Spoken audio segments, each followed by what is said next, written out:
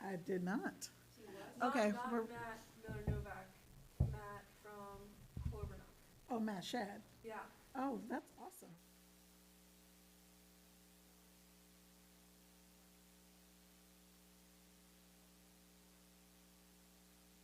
So it looks like our members are currently stand at Erica Underwood, Mary Jo Zorb, Marjorie Anderson, and Aria Stukestein.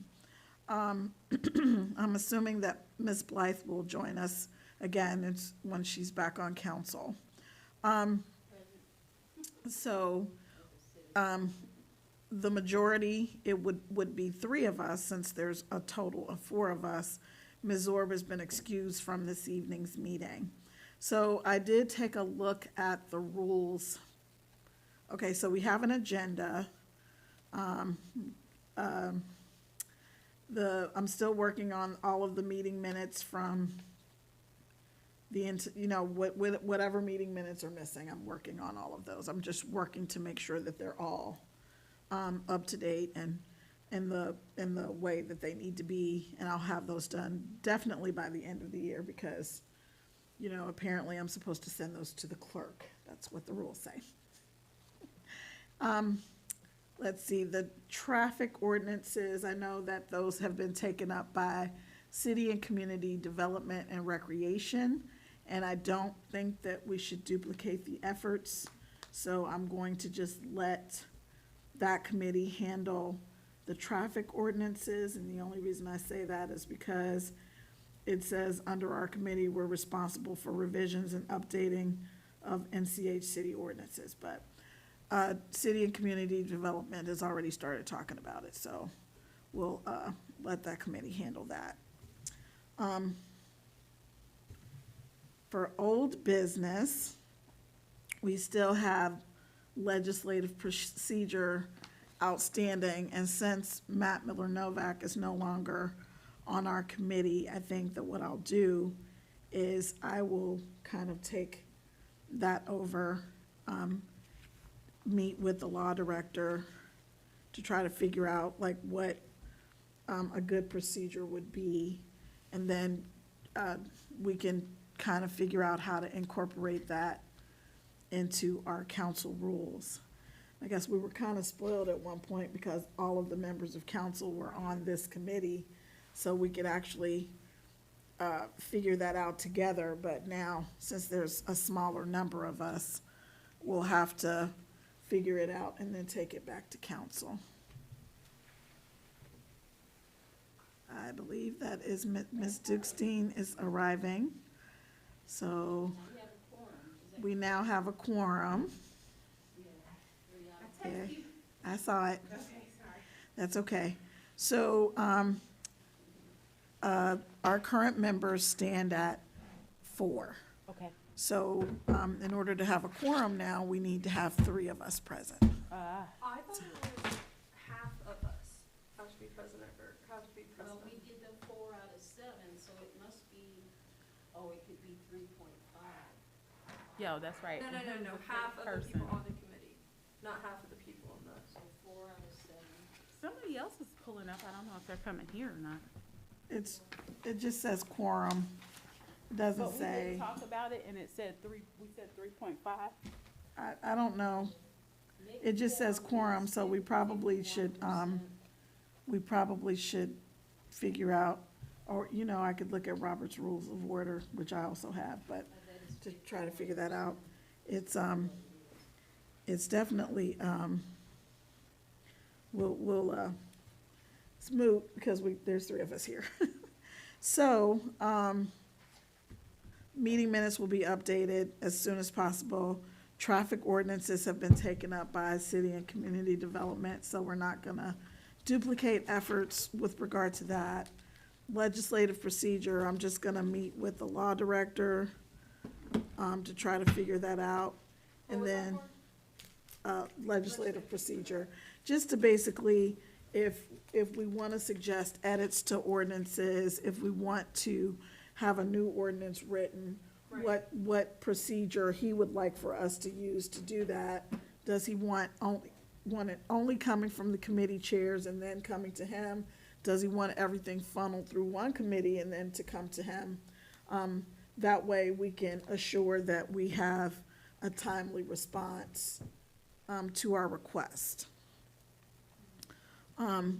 Council rules, also what I will do is go back through all of the minutes to figure out what we've already addressed, and then we'll try to go through this committee and then make recommendations to full council based on that.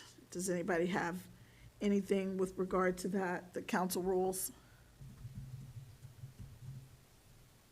Marjorie? No? No? Okay. Let's see. Still, our process for committee meeting minutes and agendas. In our council rules, it says that we're supposed to send those to the council clerk, and then the clerk is supposed to figure out what to do with them. So I'm just gonna go along with that. Yeah, I would agree.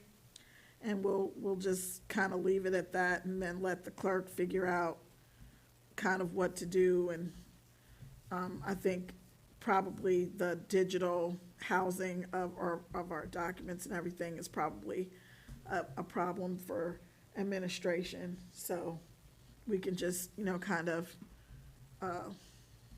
hopefully advise them about that and see if they can't figure that out. Summer session.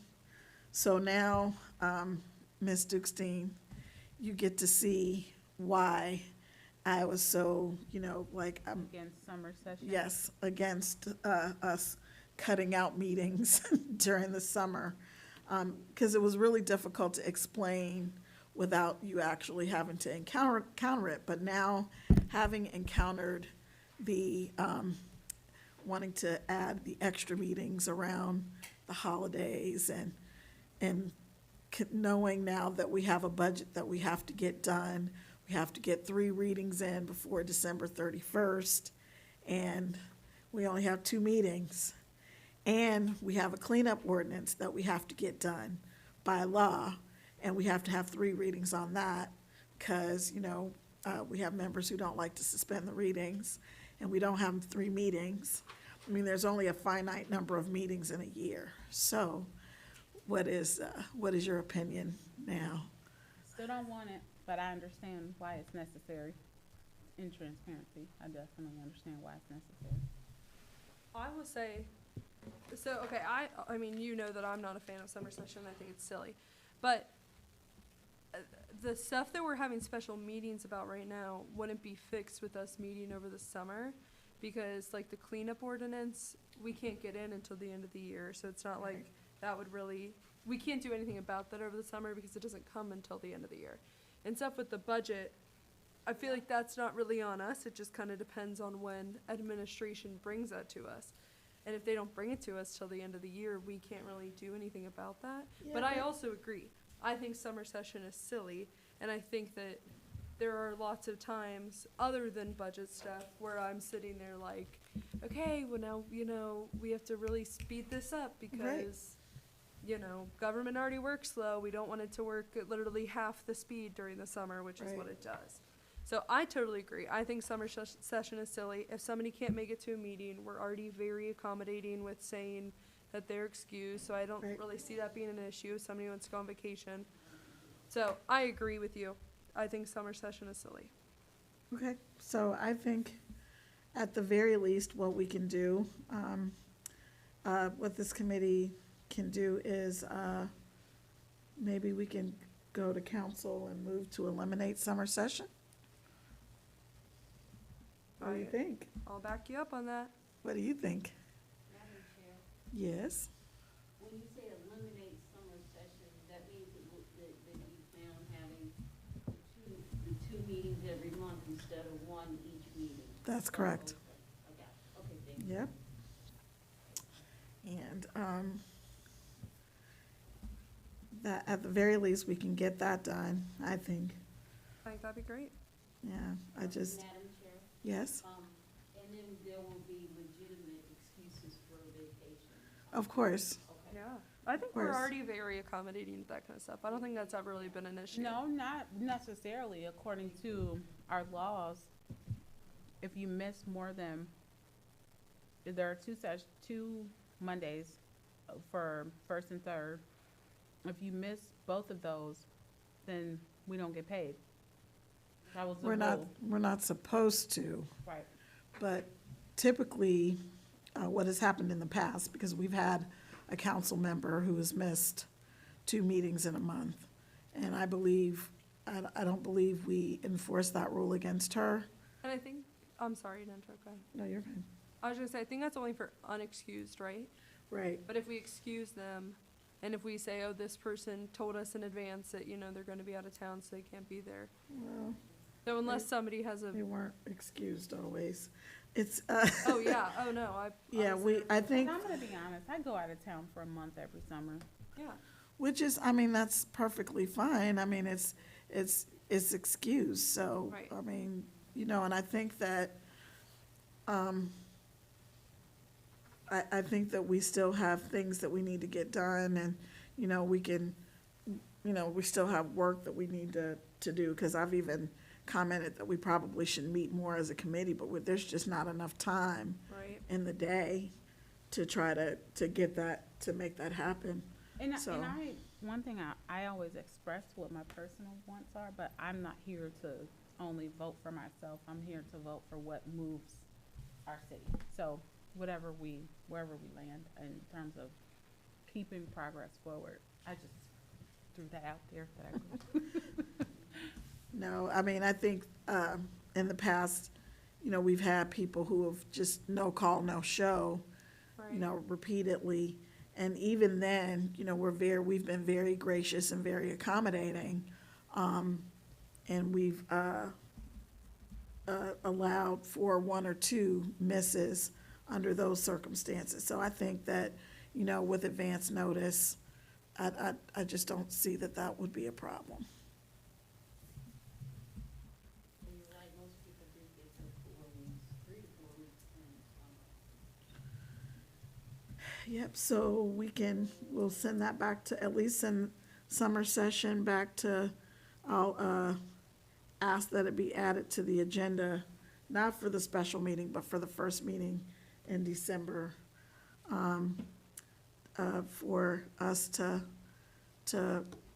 get rid of summer session. Sounds good. So now on to new business. Does anybody have any new business?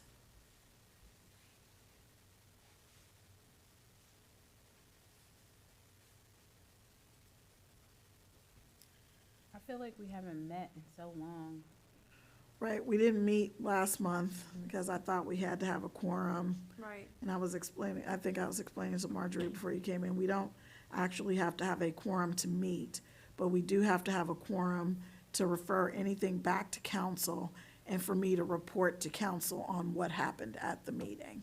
So, now that I know that, I'll just maybe sit here, and even if it's just me, I'll just sit here and just kind of talking to the camera and Look really pretty. And I'm excited to watch that. it'll be like I'm giving a lecture. Be careful. We've been yelled at for doing that before. Don't lecture anybody. So- Madam Chair. Yes? Yeah, I did have a question on the, for the, for the, CIC potluck, do they usually invite all of council? There's only 2 or 3 members, do they usually invite all of council, or is it? That's not really related to rules and public policy. Oh, you said new business. Oh, okay. Oh, sorry. I wasn't thinking. Just, and for the viewers out there, since it's only 6:55, rules and public policy responsibilities, current codified ordinances, and provide verification of compliance with the Ohio Revised Code and the NCH Charter.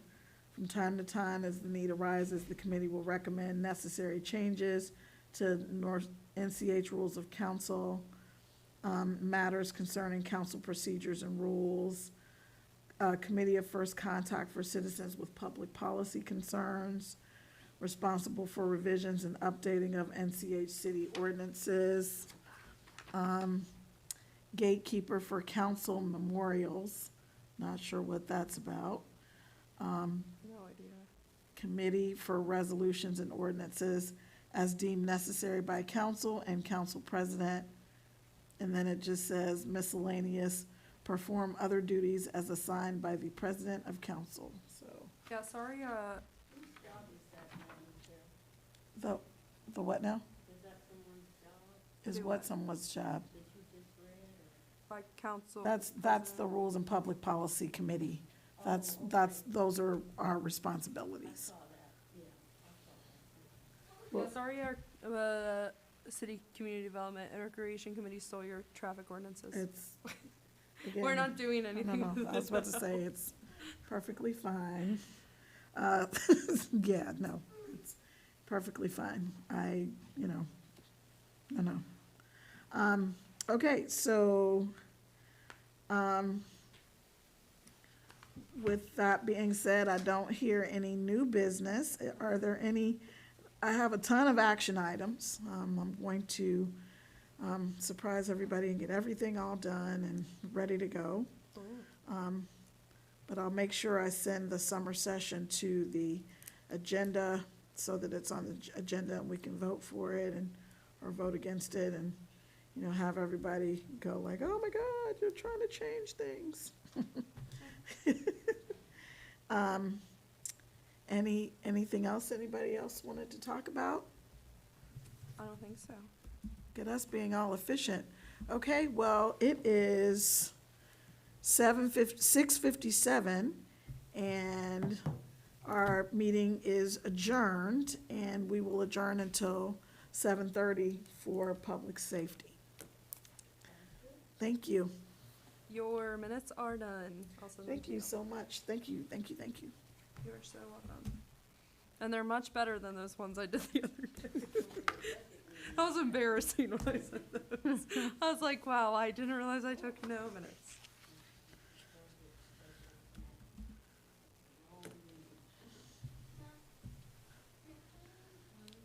No, dude, where's your tablet? It's dead?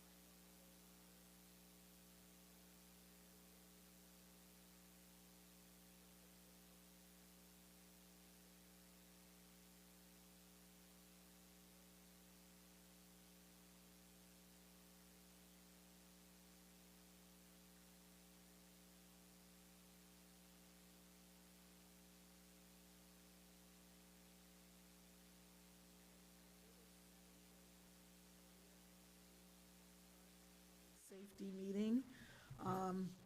Again, I've forwarded an agenda to everyone, and I will get those meeting minutes up to date. I've been promising and promising, but I will get those updated for the end of the year. Now that I know that I've read the council rules very carefully and realize that I can just dump them all with the council clerk, and the council clerk can figure out what to do with them all, I'll do that. Dump is a strong word, but that's what I'll do. So, we do have a guest today. Chief Strand is here with us. Hello, Chief Strand. Thank you. And I apologize, we're not wearing our mask, but well, I'm not, because it's just difficult. I sound muffled. So, I apologize. Okay. We have a report that we were kind of talking about that you had forwarded to us. Thank you so much for sending this to us, by the way. And we didn't really know what we were looking at. So I think that that's why Mr. Mosby asked you to come and talk to us about it. And then maybe we could even streamline the information that you sent to us that, may more streamlined information will help us help you. So without further ado, I don't know how you want to do this, if you want to go page by page or how you want to do it. Madam Chair, if I Yes. may, excuse me. But before we get started, I will shamelessly steal a little bit of Chief Strand's thunder. I did want to take this opportunity to let members of council know that today was a very positive day. The police department partnered with Hair Palace, and together they gave away 100 turkeys. Wow, Thanksgiving. that is 100 awesome. turkeys. And Congratulations. I really do want to really say thank you to Yaya, who is the manager of Hair Palace. And I would also like to echo something that Lieutenant Petroselli said, which is, he was very, very happy and very positive about the partnership that Hair Palace has established with the police department. So I would like to make sure that members of council were aware of that. That is wonderful. Thank you so much, Chief, for that. That is, I'm very gratified to hear that the police department and Hair Palace did that for members of our community, or even people who aren't members of our community necessarily. It's just disheartening to hear things like when I heard on the radio that over 60 evictions were filed in North College Hill. It's just disheartening to hear that kind of thing, but it gratifies me to know that that you guys are giving back. So thank you very much Yeah, for and that. I can't thank Yaya and the folks over there enough. I actually found out on my way over here that they gave away 100 turkeys for Thanksgiving to folks from the community and that anybody that was willing. And the folks at the Hair Palace thought it was so great and it was so moved that when they ran out, they went to get 100 more. And they gave out wow. more, and anything that was left over, they dropped off at all the local food pantries to give to folks from around there. And I know we reached out to a couple of the news stations, so that's one of those good stories that we can put out there. North College Hills School gave out 50. Yeah. Really So- quickly, is anyone gonna ask what Yaya's name? It's YAYAH, I believe. I need to. Sorry, I didn't mean to interrupt. Need to what confirm you were it, saying. I right. just wanna make sure I got that right in here. So, but back to the business at hand, Madam Chair. As you mentioned, I did ask Chief Strand to come to help explain. So Chief Strand is going to give a little history just for the benefit of those who may not be aware of why we're using what we are currently calling the Bless you. PL9 report. Thank you. And then he will highlight some of the information and then, of course, be available to answer any questions that you all may have. Okay, So I'll turn it over to Mr. Strand. great. Thank you. The gist that we wanted to start with or talk about is that Peel 9 is our vendor for what we call our RMS system, which is our reporting software. So that's where everything that the officers do gets sent in and put into that. Okay, I don't understand what you're saying. You sound a little muffled. I'm sorry. Are you saying P9? Peel 9. Peel? Peel. P-E-E-L 9. Yeah. Is it like a company? It's a group from University of Cincinnati of criminal justice professors that kind of came together and did this, and that's one of the reasons why we went with them is because of the strong analytics on the back end, Oh, and okay. the things that we're looking at that way. Right. They named it Peel 9 after Sir Robert Peel, the founder of the criminal justice system in some ways, so that's why it's called Peel 9, and it's the ninth version of their test things. That's the only reason I can kind of keep up with the name and the stuff Okay, myself. perfect. All right. So we had a vendor before, but that vendor had informed us that they were no longer servicing that software and that it was going to be outdated and we needed to come up with something new. I remember. And so this has been a long time coming, and this year, 2021, is the first year that we have been able to be on Peel 9 and to go with that. And so when the city administrator, Mr. Mosby, came to me and we're talking about presenting numbers and presenting things like the monthly newsletter that council used to get, we took that and kind of came up with the idea together to say, let's talk to council and let's talk to everybody here and say, there's so many things that Peel 9 can do, and let's figure out what it is that you guys want to see from us so that we can share this information and we can do it more efficiently and more effectively. Okay. Because previously I had one officer, Officer Lazencheck, who retired, which is why we didn't get some of those reports in the beginning of the year or at the end of last year. And he would spend hours on station compiling all the things from the old system because we didn't have a way to print those out, and trying to create that report for council and for the public. And so that's one of the things that I think that we were trying to do, is do that more efficiently through Peel 9, where we wanted to say it can do so many things. Look at these and tell us what it is that you want to see on a monthly basis, and we can make it very efficient and very effective to get everybody information on a more timely basis out there.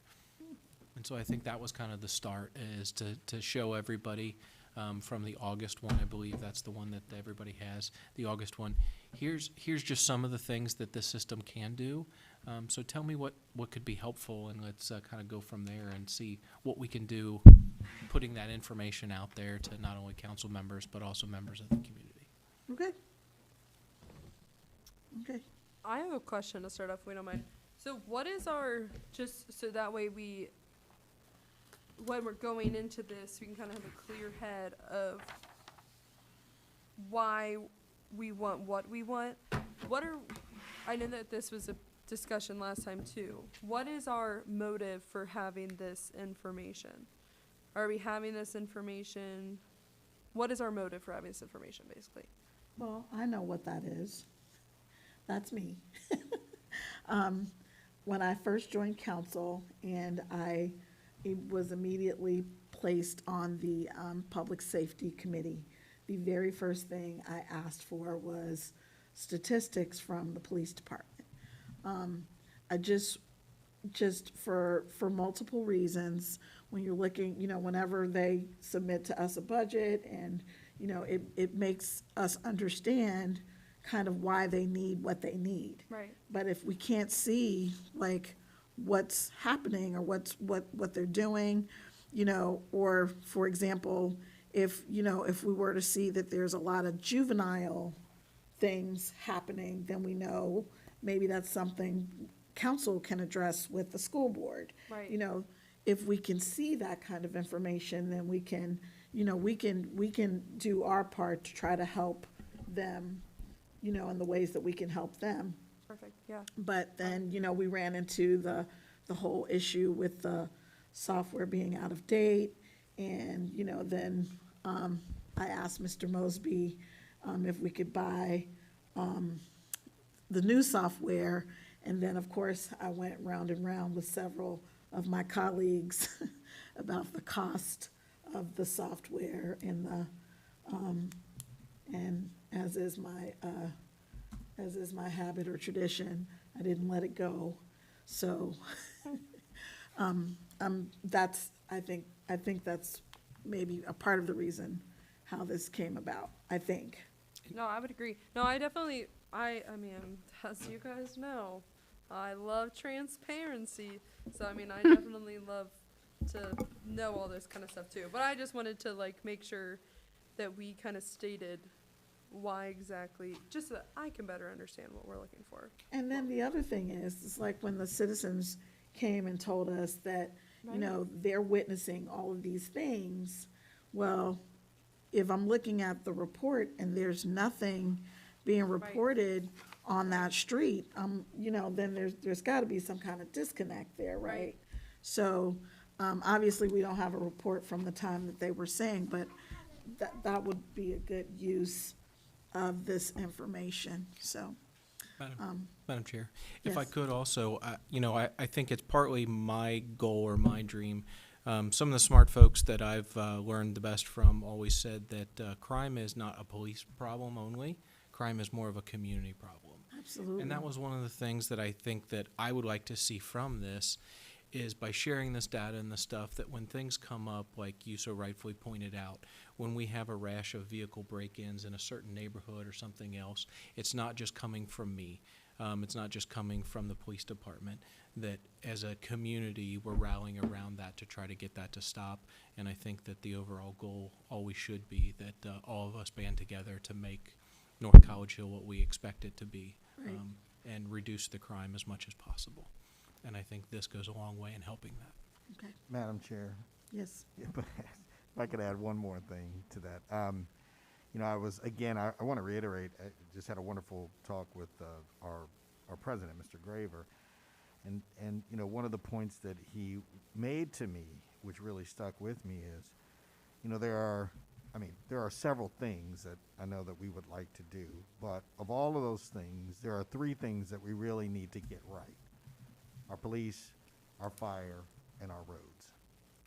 Because when it boils down to it, that's our primary government. Now, of course, we have recreation and things, but those three are the ones that are the biggest and are the most essential. Public safety. Correct. So I would say to Ms. Anderson's point about transparency, which Mr. Schran knows that's something that we all want, starting with the mayor. We also want to make sure that, as he just mentioned, that we need the community's help as well in combating crime. And I think perhaps the real reason, as you were pointing out, is if you have this information, that actually helps council be able to set policy that would be relevant to our community, Right. to help them feel safer and to really help engage the community and be more aware. So I would say that that's one of the primary reasons that we do want to make sure that this report is useful to the members of council. Okay. So I'm just curious so, I mean, I agree, a lot of strong communities, you aren't gonna see as much crime, but how do you suggest that community members should go about so let's say, I mean, like the people who came to council chambers the other night and were complaining that, you know, there are fights and the parties going on their street. I don't wanna put words in your mouth, but what exactly do you hope that community members can do to prevent that, other than calling the police and reporting that and hoping that the police will charge those people with the correct laws that council has written? So in that particular one, I don't know that there is much that we can do to do that, other than to urge everybody to keep calling us while this stuff is happening so that we can go and support them and help them that way. But ultimately, I guess what I was thinking of is there are a lot of things. For example, we get things, people breaking into cars. Right. Okay, And a lot of the times what will happen is people will wake up in the morning, come out, and let's face it, parking is a premium in North College Hill. So when people come out and they've parked their car on the street and their car is broken into, they may or they may not tell their neighbors. But when they call us, we'll come out and take the report and go do that. If we start seeing an influx of those in a certain area, in a certain neighborhood, at a certain time of night, I think that's also something that we should all be working together on, council, community members, the police department, to make everybody aware of that. They always say knowledge is power, so we want to be able to put those things out there in as many mediums as possible to be able to help people protect themselves and to protect their property and to help us doing our job so that when they see those things, they will call us and let us know. When I was out working patrol on the streets, I always used to say all the time, I would only know about the things going on in the neighborhood if I would drive around and see them myself, which, let's face it, as one person, I was kind of few and far between, or if people would call me and tell me, right? And that makes it a lot stronger as a community when people will call us and tell us what's going on, as well as that information going both ways. So that's kind of how I envision looking at this, is the way the old newsletter would work is we would put it out to council, but we would also put it out in as many mediums as possible so that people were aware of what was going on. They could see what the police department was doing, how many, basically the numbers and what was going on in their own community so that they could see that. And I've been disappointed that we haven't been able to do that, but I look forward to fixing that and to being able to take on that challenge in the future. No, I totally agree. Yes.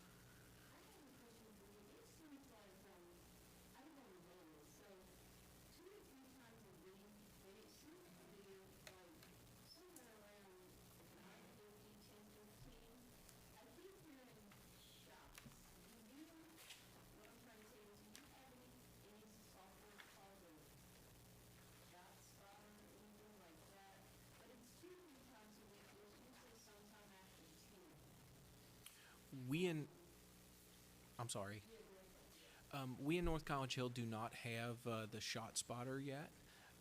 Cincinnati started that and they got that off of a grant. My understanding and what we were going to try to do is see how that was working out for them, and then all the communities around the city, Springfield Township, us, Coleraine, we were going to try to incorporate that as well in the next round of grants to be able to try to look into something like that. Madam Chair, Yes. can you repeat what you asked, Chief Saran? How exactly does he suggest that citizens should try to, how would he suggest that citizens combat crime other than, reporting it to the police? And so he was just saying that, kind of like what I was saying last time we looked at this, like knowledge is power. If you can know that something's going on your street, or you can know that, 7 red cars have been pulled over, or I don't know, whatever. Just knowledge is power. Talk to your neighbors if you know that there's a lot of break-ins going on the street, or if you can even look at this as a community member and say, oh my gosh, that's my street, and 7 houses down from me have all gotten broken into in the last month. Looks like my house is next. You might be more prepared and get a dog, like Miss Underwood suggested earlier. But yeah, that's all I was asking. Well, Chief Schramm, one thing that I noted, that there was some things I thought that maybe we didn't need to see. So there are some pages in this report that makes reference to a specific officers. That may be something that maybe we don't necessarily need to see, because I think that particular information is in a vacuum. And, we don't look at that information the same way that you might, but from a lay person or from a person who's not a police officer, or not you, for example, it looks like one officer is doing more work than another officer, whereas maybe the other officer, with the lower number actually may be working harder because that officer may be intervening more. Right. But we don't know that because that information is just to me, it just seems alarmingly deceptive to have a number next to a name like that. So and, obviously I would, welcome discussion from my colleagues, but I just don't, without a further explanation of what those numbers mean, I just don't think that that's a good idea. Madam Chair. Yes. So I really do want to say, I personally want to say thank you for that. I would like to convey a specific incident that occurred, and this has not happened this year. And I'm not going to mention who the officer was, but to your point, there was an incident where an individual had come into our community and was basically trying to post bills on our telephone poles. The citizen did not live in our city, and like anybody else, was just trying to raise awareness for something that was going on. Our officers, however, had an encounter with him, and successfully, and I mean not over like a 2-minute period, but I mean they spent like 15, 20 minutes, but the whole point was they de-escalated the situation, and they walked away without incident. Now, something like that would not be reported Right. on this report because nothing would have been filed. Right. They saw someone doing something, they brought it to the person's attention. Yes, there was initially some antagonism, but through consistent communication, talking with the person eventually left. So I do very much appreciate what you were saying, and you are correct. Many of our officers do a very good job at helping to de-escalate many of our situations.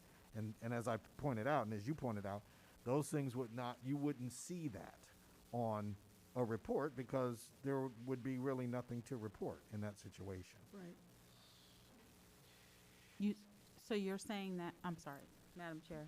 You don't have to say Madam Chair. Okay, so you're saying that in relationship to the report or correlated with the report, that's something we wouldn't see, but we would see that in the numbers? Or you're saying we would not see that in the numbers? Because, so you're saying we won't see it in the numbers, right? And because there was nothing to report. There was no violation or anything like that. They came upon a person who was in the process of doing something, explained to the individual that it was not legal basically to do that, and encouraged the individual to cease, which the person eventually did, and then the person left the community. So I can understand in terms of like stuff specifically like that anecdote that you told. But even when things are de-escalated, if somebody broke the law, it would seem to me that the punishment should still be given to that person. So if there's a fight and it's still de-escalated and everything is calmed down and everybody's, chilled out from the high emotions, it still seems to me that whoever partook in that fight should still get a fine for disorderly conduct. So, and I agree. I mean, I think that what Ms. Underwood said is a really good point. This isn't a vacuum. I mean, we don't know. Does Officer Morris, do more on the streets where maybe Officer Henn was on desk duty for 3 weeks and we have no idea because that's not our job to know and that's none of our business. We don't know that kind of stuff. But when it does come to the issue of de-escalation, which I agree, our cops do a really good job of that, and I think that that's something that we should pride ourselves on.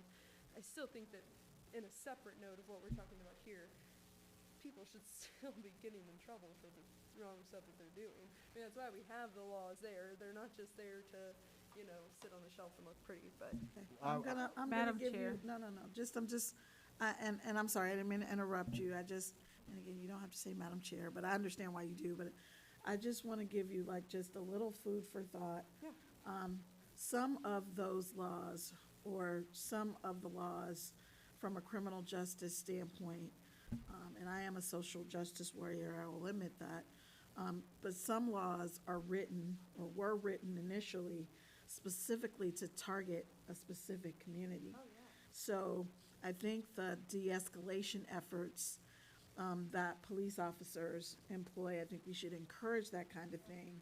So I don't want to encourage always giving a ticket or always causing some kind of, something to be filed against a person. Here's the reason why.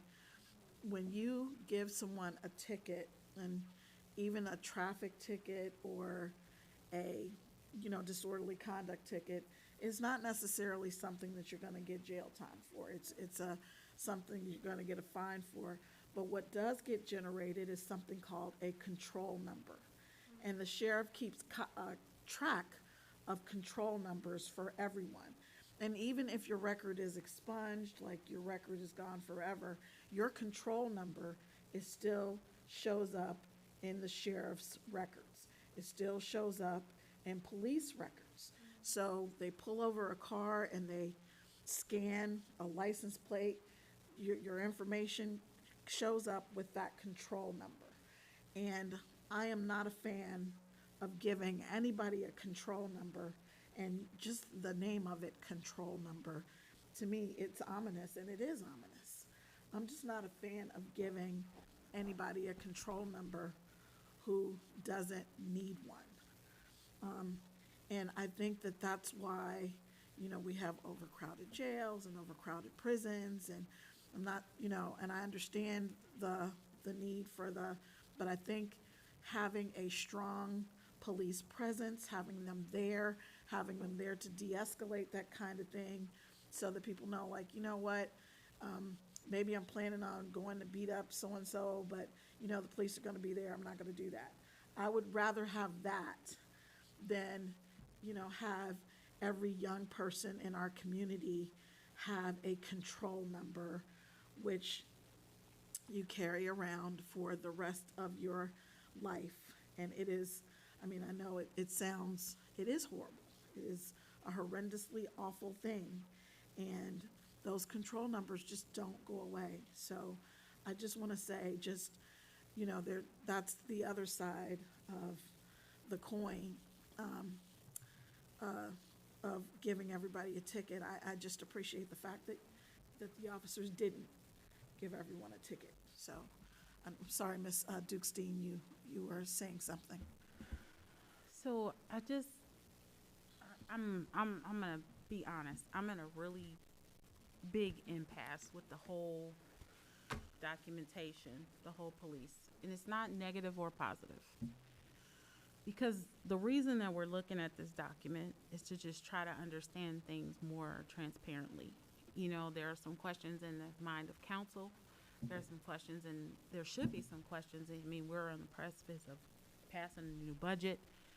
There's definitely a rise of crime. That's not just because crime has increased in North College Hill. We've got to figure something out. Mm-hmm. But it's not my job as a council member to govern you in an HR capacity. So I'm not interested in looking to see what you did right or wrong. I am interested to understand what these numbers represent, and that is not clear here.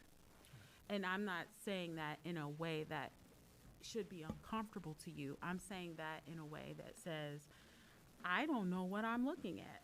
And I would really like to understand what's behind these, not from an HR point, but from a perspective of looking for ways to help our budget, help you, empower your team in a way that gets you whatever you need to ultimately see the budget for policing come down and our city policed in the most excellent way. I think that's the focus of this. And I want to speak to what Ms. Anderson said. I appreciate the de-escalation, because that's exactly that. You're talking somebody down. It's the same as talking someone down off of a ledge. They didn't actually jump. Right. So that is respectable and appreciated, and I want to just express the same sentiments that if our police department is doing that and good at that, that's a win for us as a community, period. Yes. But I also agree with Ms. Underwood in terms of, well, I guess that was my agreement to her, but back to this. For me, although Mr. Mosby talked about the de-escalation, that isn't represented here. And I think that's important to understand, but that's not really why we're looking at this document.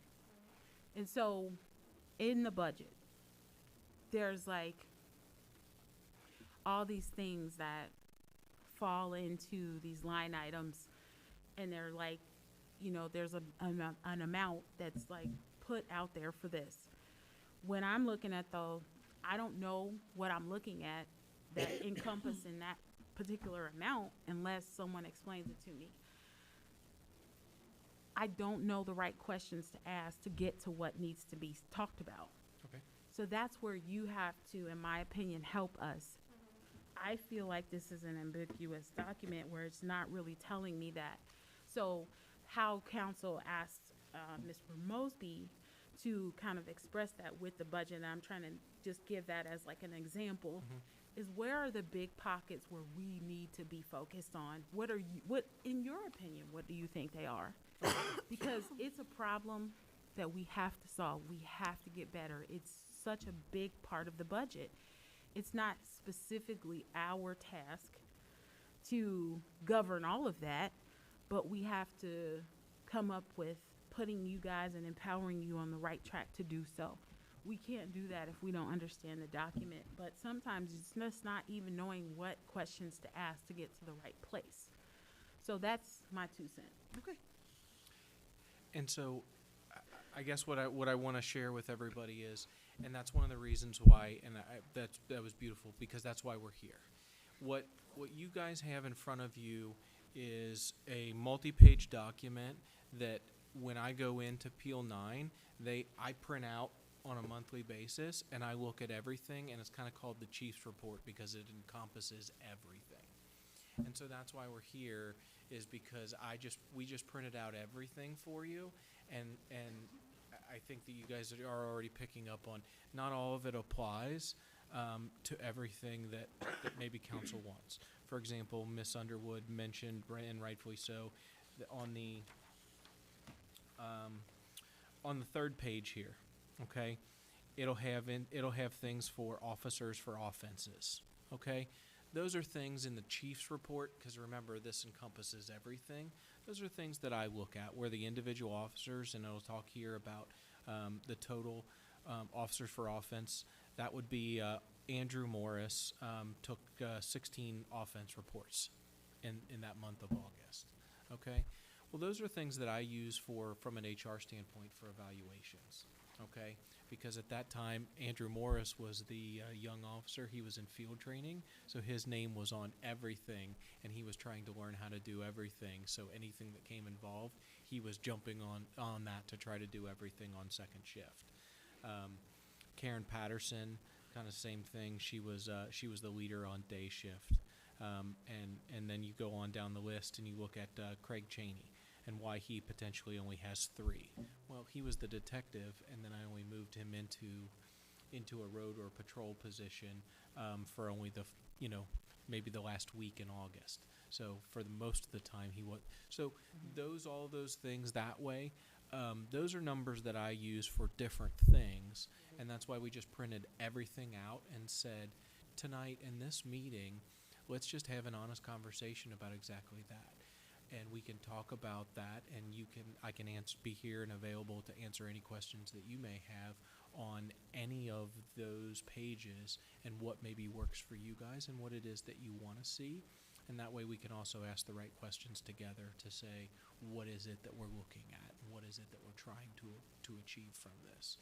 So for example, if I go to page 1, page 1 is a good indicator, because page 1 here is offenses and incidents. I have a question, if you don't mind me interrupting you. Sure. It's just a general question Mhm. in the world of life.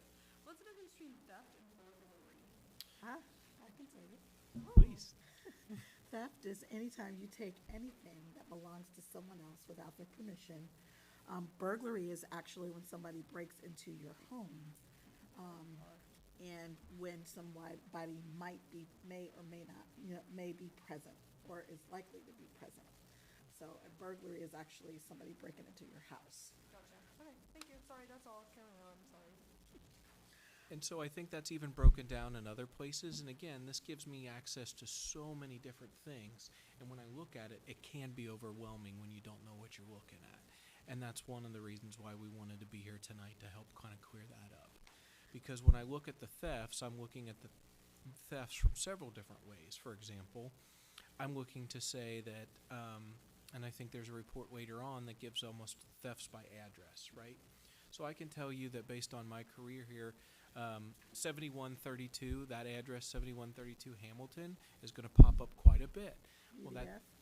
no, 7132 Hamilton is Kroger's. Okay, okay. So Kroger's, we have more shoplifting and more theft from Right. Kroger's than we do anywhere else. So that also helps me to indicate where we're spending a lot of our time on those criminal activities, so that we can talk to loss prevention, we can try to help them with a lot of different things. But Kroger's is a bigger employer for North College Hill, and we have a lot of problems there, okay? It's kind of like when I get an influx of theft reports from, let's say, Family Dollar, but then I also look at a different report and I'm just spitballing here, but then Family Dollar has failed to show up to prosecute, right? Those are the things that I need to go back and talk to management about, so that we can help curb those problems, okay?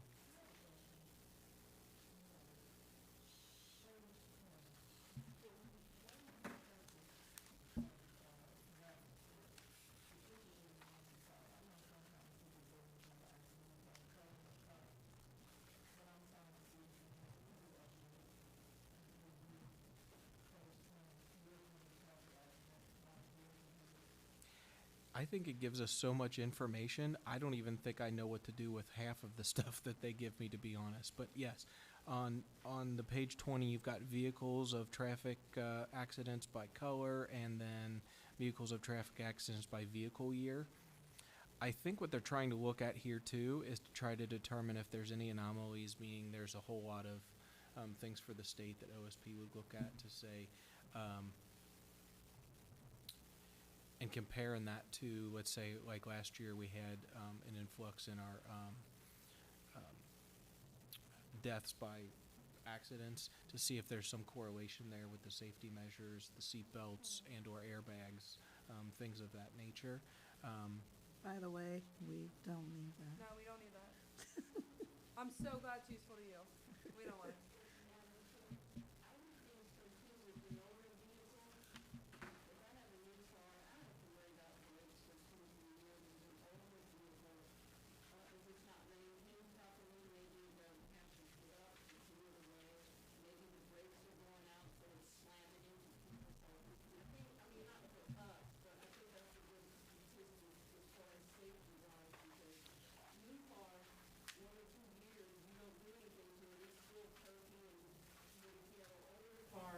I think they could be less safer if they're not maintained, so you get those statistics. Right. And that will show up. And I think it is, it's not for us, but it's a good statistic. And I like the fact that all of these things here are captured, because as we've talked with ODOT in the past, and we've done, I know the city administrator, Mr. Mosby's been very anxious and involved in like the traffic studies and the traffic calming studies on Galbraith. When that time comes, that gives me some of those avenues to be able to come back and look at those things, to be able to see where we could potentially put some of our hard-earned revenue and money back into that, to do what we can to help protect the city and to make our roads safer. So, I do like some of that data and the stuff, we're at least having access to that data. But again, I think that's what we're here for, is to make sure that I'm not giving you all that fluff that we're gonna pass over. To me, it should be complete, it should be clear, and it should be concise of exactly what it is that you want. So you're not reading over 50 pages. The other thing that I think that some people may not immediately think about, but these figures are actually used by actuaries in insurance companies as well. Right. So when you're buying a used car, they look at the year, they actually do look at, how many accidents, or what kind of, how many break-ins, all that kind of thing, for year, color, model, make. And your insurance rates are actually impacted by some of that data. But as you pointed out, it's probably not necessary for local policy here. I have a quick question. So stuff like how you were saying that address is Kroger's, and I don't know if you can do this like through your end. But is there a way to when you give this to us to change certain change that address to next to it, say like Kroger, so that way we can better understand, or the average human can better understand oh, there's not, one house that's getting broken into on Hamilton 40 times a day. It's Kroger. Gotcha. We have it listed in our system. The address is like 7132, 6813, which is UDF. We have those kind of addresses listed in there as businesses, and I think somewhere there is a separate business report Okay. that I way. haven't even looked at it. But off the top of my head, I don't know if I have access to be able to change that the way that report looks. Would you mind looking into it? I can look into that, 'Cause but it yeah. might just make it easier for us too when we're looking at this. So interestingly enough, earlier today, we were talking about missing children. And on the first page, there were were there really 3 missing children in the month of August? Yes, so in our system, it includes missing and runaway. Oh, okay. Okay, so in our system and with Ohio Revised Code, a missing or a runaway child is considered or classified as the same thing. Okay. So yes, in the month of August, we had 3 missing or 3 runaway children. Unfortunately for me, it doesn't track, which I wish that we could make a way to do that, of how many of those 3 returned home, and you know what I mean, Right. were returned home, and that check on the well-being, or if you would, BOA was taken off of that child, and that child was returned home safely, and it doesn't list that. Those are the things that I generally look at and have to follow up with. Sorry, I don't know how you want to do this. Do you want to go page by page and be like, hey, this is useful, hey, this isn't? That's probably the best way to do, or the best thing to do. Okay, so I'll let you, the chair. No, go ahead, Okay. please. You're fine. I was just gonna say, I feel like page 1 and page 2, the offenses and incidents by address, I think that both of those are very informative for the average viewer. I don't think anything on there is too misleading or needs clarification, unless. I agree. Okay. And then page 3, we already talked about how it's really unnecessary for us to see officers for offenses.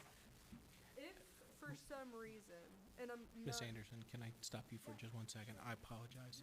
I just wanted to clarify one thing that I noticed from looking at that. If you look at page 2, where it says offense and incidents by address, one of the things, and I'm just responding as we go along, if that's okay, Ms. Deans-Dukes, you had mentioned you wanted me to kind of stop you and say, here's some of the things you're looking at that you don't know to ask for. So if you're looking at page 2, you'll see in there Lakeland Avenue. You'll see in there, I saw another one somewhere, Hamilton and Hudipole. Those are not actually North College Hill. Okay, but in our system, yep. But in our system, we have to put in an address. So when you're looking at offenses and incidents by address, that'll also include. So on those runs, those are including the couple of times where we had to go up and respond for mutual aid. Oh, okay. Okay. Is there a way, that we can, when this is given out, those can be put in, a different color? Of, hey, these aren't in our city, but, we still helped out with them because we had to make it, maybe make it seem like, hey, there's not actually this much crime, some of this isn't ours, guys. Right. I will check. Sorry, we're giving you so much work to do. No, it's okay. I just have to. I'm trying to take notes so I can go back and talk to the designers of this and say, hey, can I do this? Because right now, currently, it prints out this way. I don't have the ability to go in and change it, if that makes sense. Right. So I just I just print it out in this case, I have it on my tablet, and I can look at the numbers and I can analyze it that way, and I can kind of go in and see it that way of what I'm looking at. I just don't have the ability, and that's good in a lot of ways, but I don't have the ability to go in and manipulate the graphs or go in there and Right. change those things, if that makes sense. Sorry, I am I'm taking minutes. Just if You're you're fine. wondering why. Thank you so much. I So- promise I'm not. Okay. So as we go on to like page 3, we'd already talked about, what I use the officers and the numbers for and the individual names. Kind of the same thing, offenses and incidents by weekday. I use those kind of things to determine staffing levels and shift levels. Same thing as far as offenses and incidents by hour. Do you guys feel that offenses and incidences by weekday is important? I can see where it is, but I can also see where it's like, I don't know if any. I don't think it's important to us, I don't think I don't think we need to see this. because that's important to them in terms of trying to decipher time, Right. but I don't think that that's what we're after. Now, I think in a later report, I think it might be pertinent, and I can send that later when it comes down to, for example, burglaries. Right, and So when that's it what does I come was to when it does come to burglaries, I do look at all of those things, and those things to me are important. When you're looking at a spike in burglaries, normally speaking, our burglaries occur Tuesday, Wednesday, and Thursday, and then there's suddenly a spike on Sundays. That's what I was thinking. It's really weird.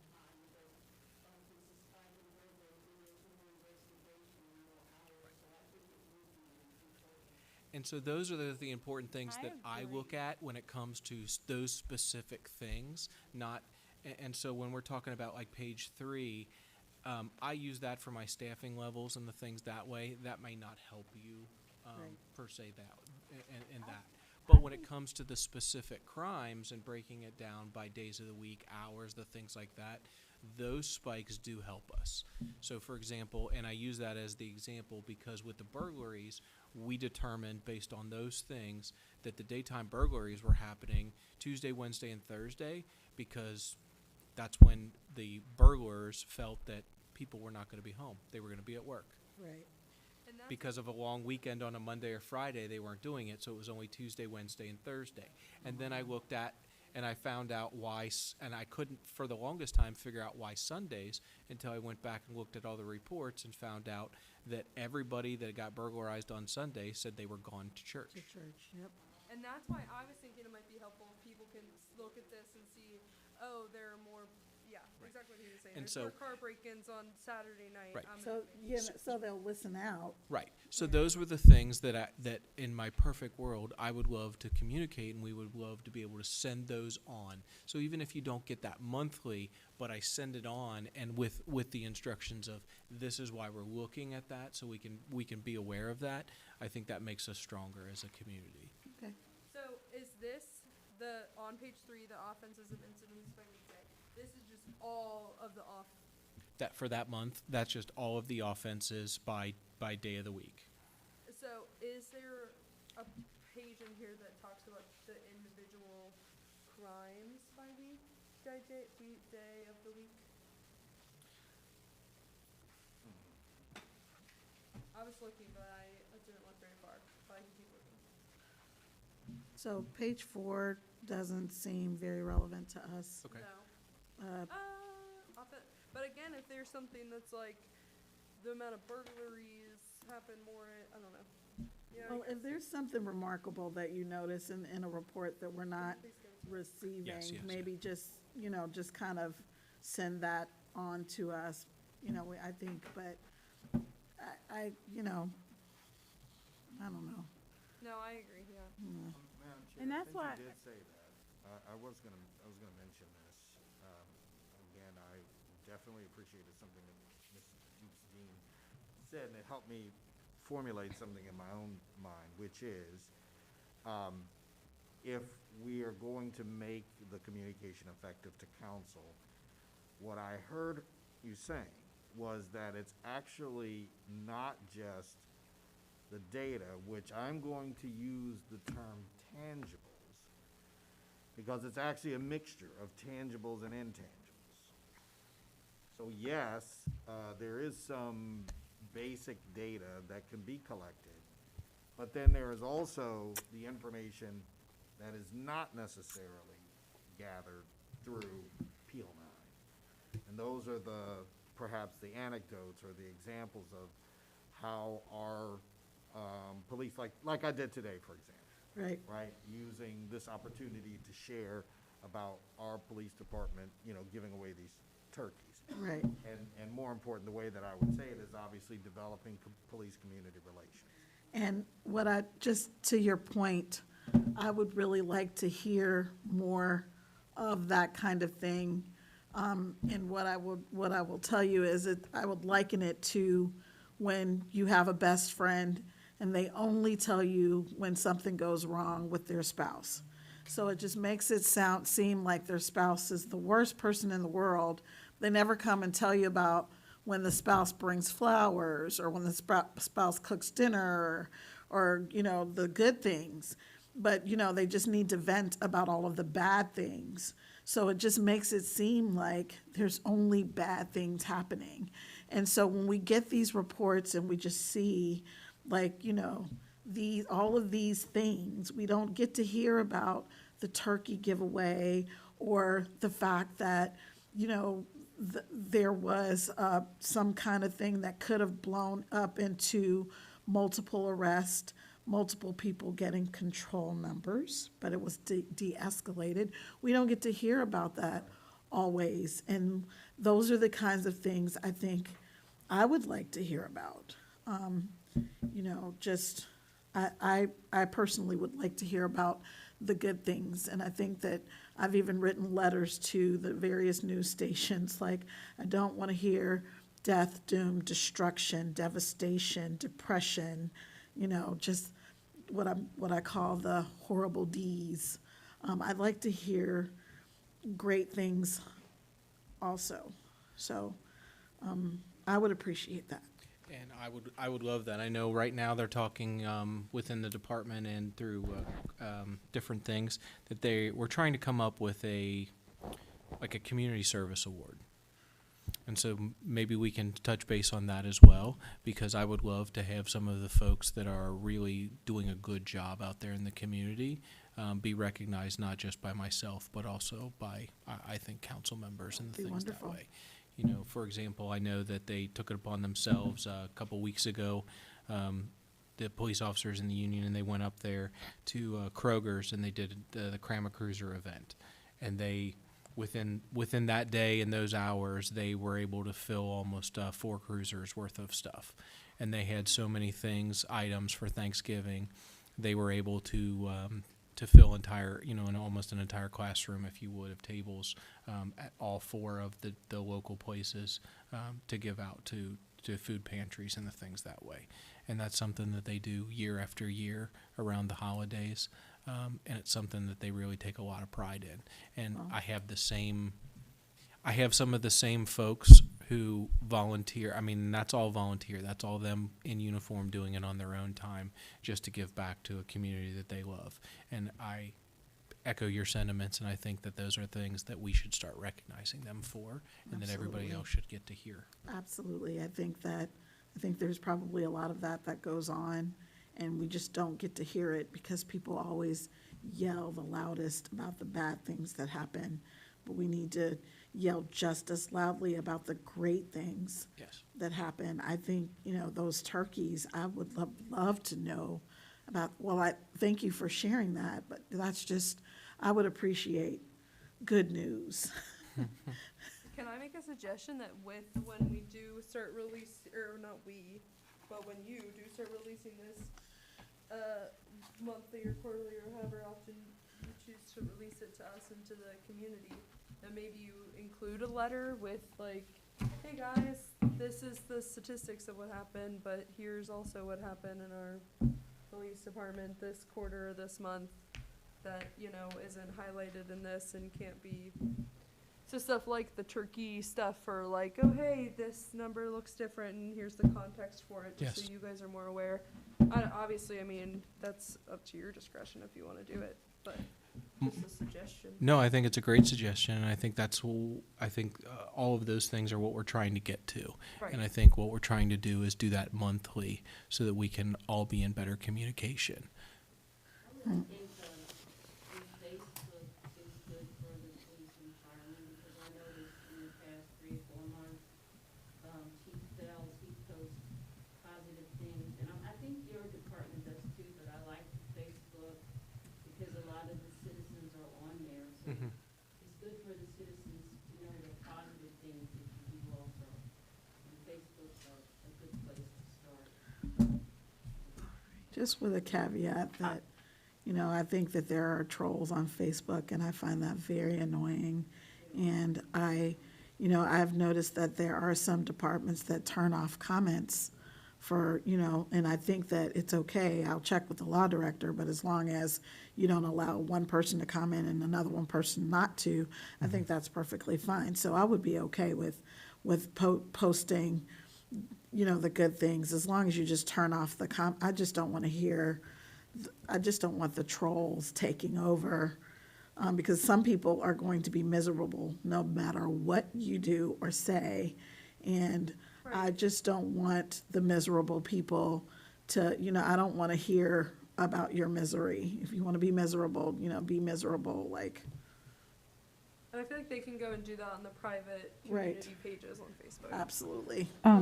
Madam Chair, so in lieu of what the discussion has been, and again, my wheels are turning, so I agree there needs to be, I guess, some kind of platform for acknowledgement for all the good things, because balance is going to be key Right. in a positive relationship forward, but also just understanding the nuances. And so I guess just trying to understand, how do we walk away from this discussion productively? And so one is creating a balance and a platform for acknowledgement of those good things. For me, just a small suggestion, that looks like maybe a newsletter. We talked about the city newsletter, highlighting it there and then creating a post for that. I don't know, that's just something for me. But I guess, and I am at a disadvantage. I'm the newest member of council, other than Mr. Wald, who's been here forever, really. But still trying to understand what the responsibility, what part in this do we need to take a part in to create the best outcome for the police. I'm not personally here to try to run your department. That's what you're for. And I want to give you the trust to do that. But I do know that numbers represent a truth, and the tangible things and the untangible comments help shape the reality of that truth. So we have to figure out, and this is where I think council comes in. We're right now working on, looking at the budget, not digging through to make sure that people are doing their jobs, but digging through to make sure that we can agree with the amounts allocated to help people empower those in those spaces. So we as council have to decide, what are we asking from the police department, so that we can start honing in on what part of this report is necessary for us. Right. I don't think we're there yet exactly. No, I think that the conversation probably needs to continue, but maybe we can kind of at least weed out some of the pages here in this report. I don't want the meeting to go on too long, but there are some very obvious things we can weed out. Like, we can weed out all of the pages that make references to officers and their numbers, because I think that those numbers are given to us in a vacuum. Yes. Also, just, I'm looking at page 16, and the page numbers are kind of cut off at the bottom, but on page 16, when it says all arrest by reason, and then there's one that says none. Yeah, I'm very confused. Yeah. I'm like, Looking at this, I was like, are you, what are you? And then the unknown, like, you don't know why you're arresting them? so there were 26 people who were arrested for an unknown reason. Like, Yeah. sir, you're under arrest. We're not going to tell you why. We actually don't know. Yeah. I just think that the information, before we Right. decide to publish that and make, you know what I mean? I do. Just, It we, needs to we be- need to figure out like what exactly it is that It's we're not looking funny, at. but when I talked to and we were helping design this system, I had this exact conversation with the folks that were designing it because I told them I did not want an unknown button on there or a Right. none. Right. Because I hate to say this so blatantly, but it's true. If you give them a lazy way out, they will take the lazy way out and they will put the unknown or the none on every one. And it absolutely drives me insane. And so I'm not sure how that button got in there. But yes, because when you're looking at page 16, yeah, you have the all arrest by reason. You have the unknown or you have the none. I'm being a little tongue in cheek, but the very quickest way to get a bunch of people marching through the streets of North College Hill is for us to post some report saying that 26 people were arrested for an unknown reason. And what I think is happening there, and I just don't like the way it's printed out and the stuff, and why there's so many, is because what they probably did here is there's nothing in that all arrest by reason. There's nothing in there for recites or for warrant arrests. That's what we suspected last time. when we Yeah, talked that about is it when what you we were here. said. We Yeah. suspected it for So- warrant arrest. Often when they recite somebody or they're arresting somebody, if okay. you would, and giving them a new court date or taking them to jail on another jurisdiction's charge. When there's multiple charges, they don't know what to do, so they just probably click, as I said, the lazy way. They click the unknown. And that's so like, that's something that I want to get fixed because I don't like that. I like to say that, that's a good point, because I don't know how you're taking all of this. I mean, exteriorly, you've taken it very well, but I don't know if you're going home to your wife and saying, those daggone council members. But I'd say, like, in defense of we're trying to accomplish, we're trying to go in the right direction Right. for the city. Right. And you do. You know, it's not just that we're just picking you apart. And what Ms. Anderson just expressed, in my opinion, represents that. We're here when we're talking about it, when we're looking at it, and you're not present. We're saying things like, well, maybe that represents this, or maybe that represents that. And no one's like bashing you, thinking that we're effortly, is that a word?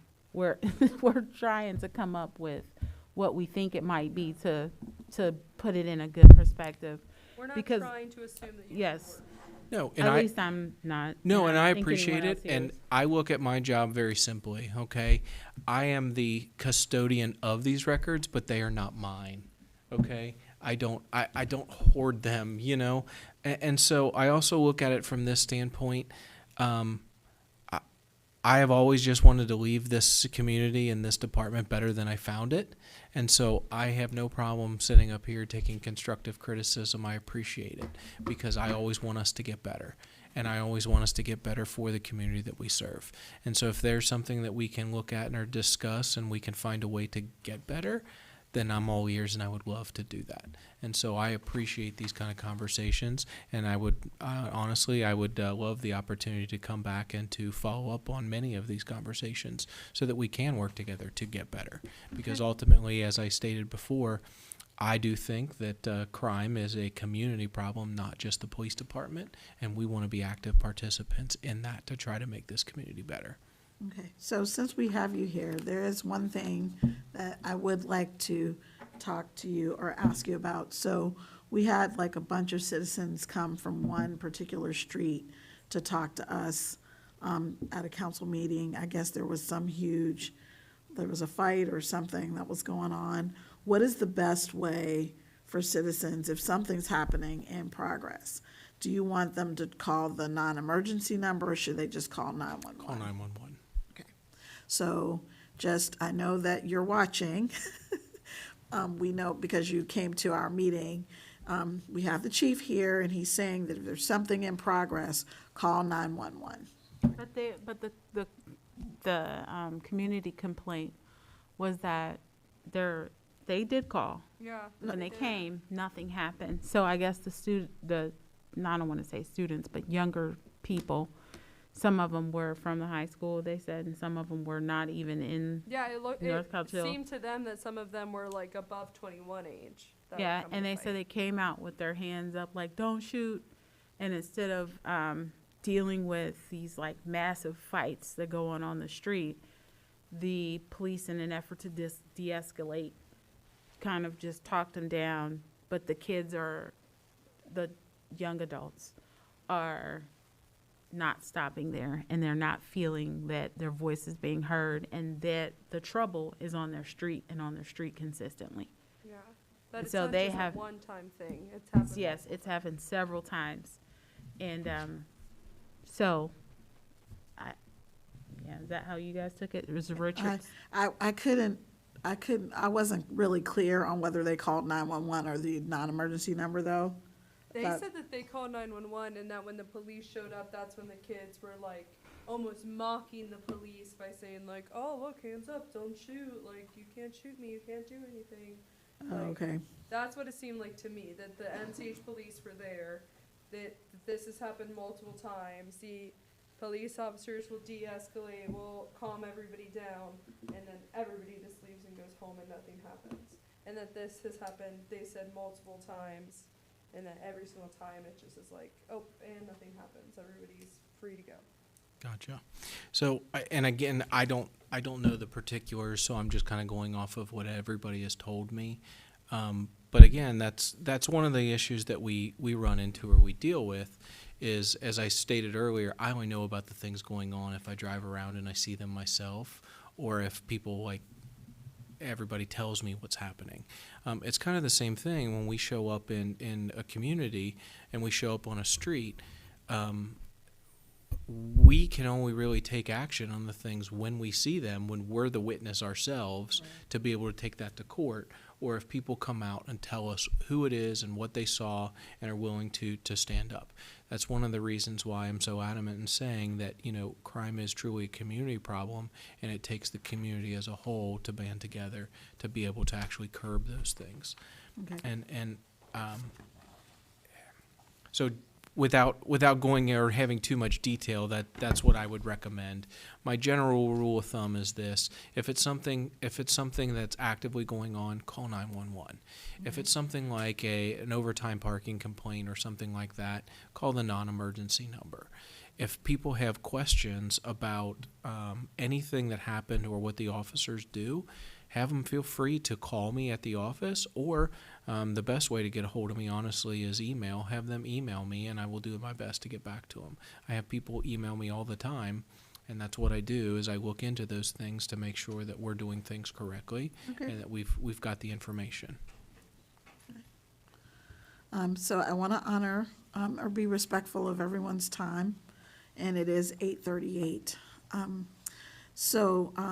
Chief Schrin, if you would come back so we can kind of get through the rest of the report, we would really appreciate it, Love because I to. think that, I'm sorry, Mr. Mosby. Yeah, I was actually going to say that. I mean, I was actually even going to make mention of the fact that it would it does sound like to me that it would be most productive if Mr. Schran would be here on a more regular basis to begin to provide you feedback, number one. Number two, I do believe that as we are preparing this, that it would have to be tweaked, and we have to make our first iteration and then subsequent iterations from there. However, I do feel like this is a good first step. I honestly do, and so I would like to continue that progress as well. Okay. So thank you. Okay, that's wonderful. So with that, on our agenda also, we had old business. We're just going to mention that, the traffic calming study, of course, Prospect Place, speed humps, and also, is there any new business from any of my colleagues? Really quickly about old business, since Prospect Place is on the list of streets to be taken care of in 2021. Do we want to take that off of old business since it's being taken care of?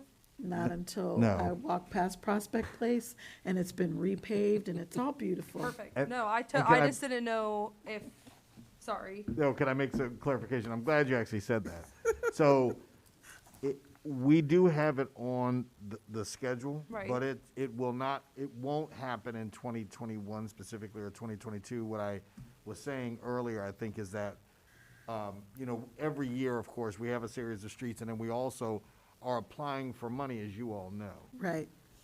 So specifically what happened earlier this year, again, just to recap quickly, we had the opportunity to get loan money.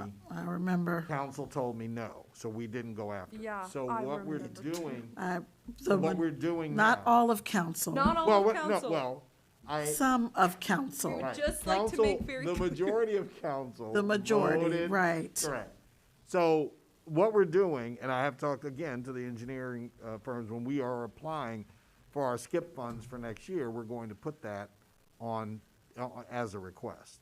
So I just wanted to be clear on where that was in the process. Okay.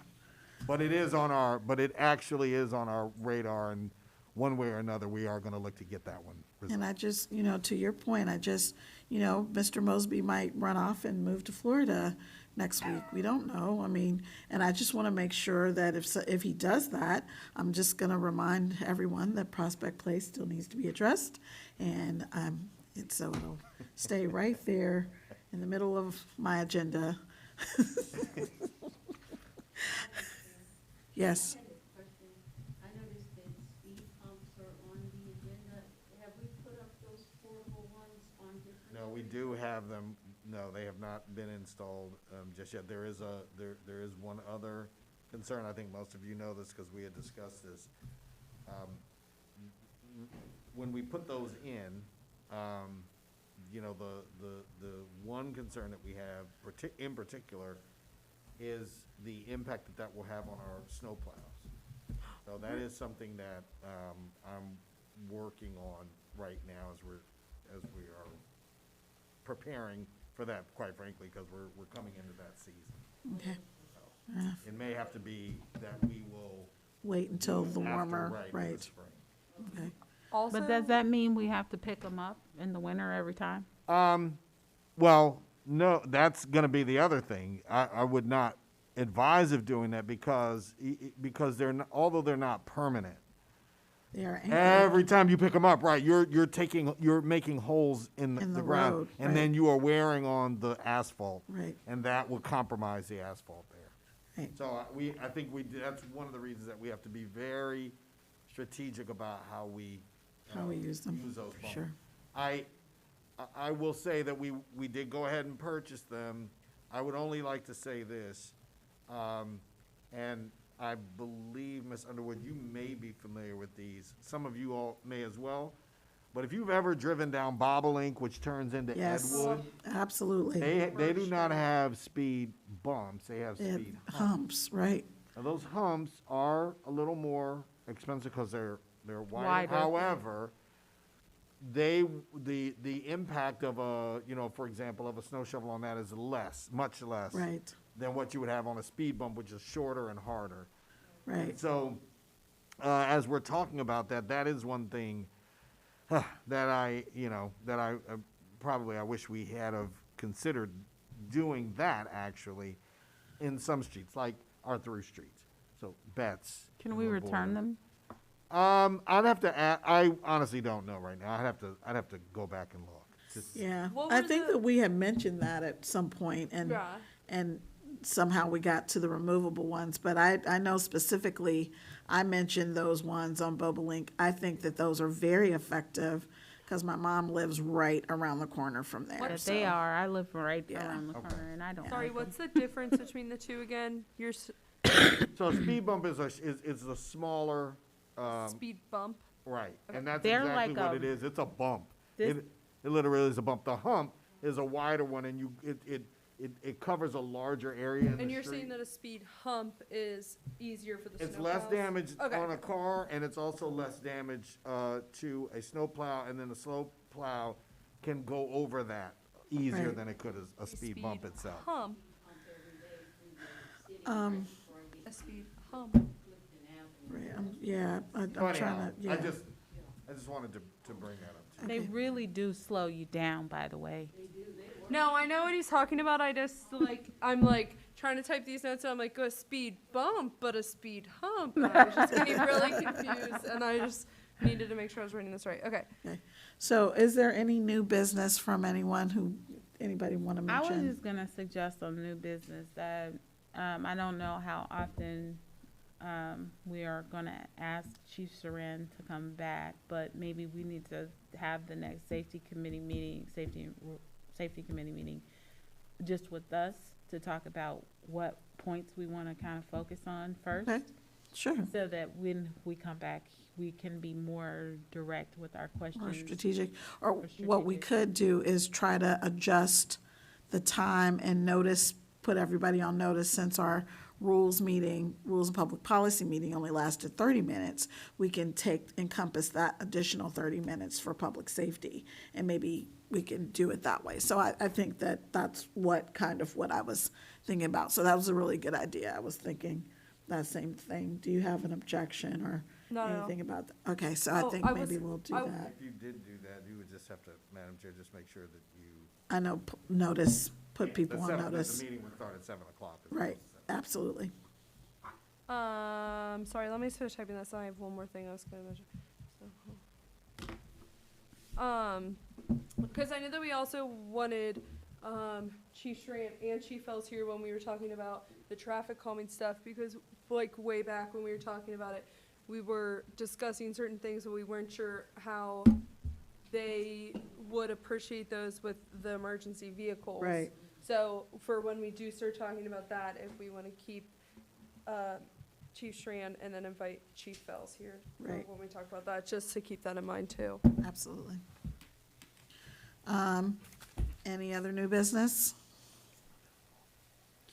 Okay, so we have some action items. Definitely, thank you, Chief Schran, for coming Thank you. this evening and opening this dialogue with us. I think it was very beneficial, very helpful. And we hope that you'll come back and so we can kind of make our North College Hill the best North College Hill it can be.